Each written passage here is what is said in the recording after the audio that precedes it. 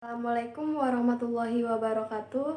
Halo semuanya, bertemu lagi dengan saya Yuliana Ilya Harahap. Pada pertemuan kali ini saya akan membahas manajemen modal kerja. Jadi, bagaimana caranya seorang manajer untuk mengelola modal kerja di perusahaannya? Nah, kita mulai dari definisi modal kerja atau disebut working capital. Working capital ini biasanya digunakan untuk mengukur kekuatan finansial perusahaan atau guna memastikan perusahaan tetap terus beroperasi dengan optimal dalam 1 tahun. Jadi kita tidak bisa melihat jangka panjang karena yang kita ukur adalah aset lancarnya dan juga utang lancarnya.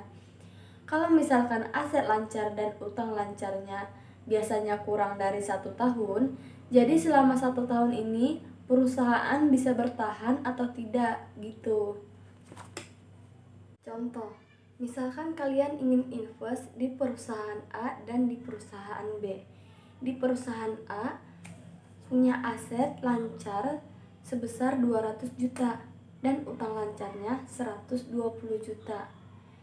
Nah, di perusahaan B punya aset lancarnya sebesar 300 juta dan utang lancarnya 350 juta. Nah, kira-kira kalian ingin invest di perusahaan mana? Nah, kita cari perusahaan yang utangnya tidak lebih besar dari aset lancarnya. Jadi, kalau misalkan aset lancarnya 200 juta dan utang lancarnya 120 juta, maka kurangin berapa modal kerjanya. Contoh, 200 dikurang 120 juta sama dengan 80 juta. Nah, itulah working capital di perusahaan A. Nah, kalau misalkan di perusahaan B, kita kurangin 300 juta dikurang 350 juta. Hasilnya minus 50 juta. Terus ada juga yang namanya modal kerja bersih. Modal kerja bersih ini harus dikurangi utang lancarnya. Nah, kalau misalkan kalian mau pilih di perusahaan A atau di perusahaan B, kita hanya melihat aset lancarnya saja. 200 juta di perusahaan A dan 300 juta di perusahaan B. Nah, tentu menang di perusahaan B dong, karena kita harus melihat modal kerja bersihnya. Modal kerja dikurangi utang kerja, nah kemudian dapat modal kerja bersihnya. Kalau misalkan modal kerja lebih besar dari utang lancar, maka satu, perusahaan masih dapat membayar hutang lancarnya. Yang kedua, perusahaan masih bisa beroperasi.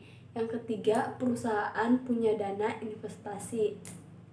Terus juga ada kalau misalkan modal kerja lebih kecil dari utang lancar, maka perusahaan harus mencari dana untuk membiayai pembayaran utang dan biaya operasi dengan cara: 1. Mencari hutang jangka panjang. Yang kedua, mencari investasi. Dan yang ketiga, menjual aktiva tetap. Sekian dari pembahasan saya, kurang lebihnya saya mohon maaf. Wabillahi taufiq wal hidayah. Wassalamualaikum warahmatullahi wabarakatuh.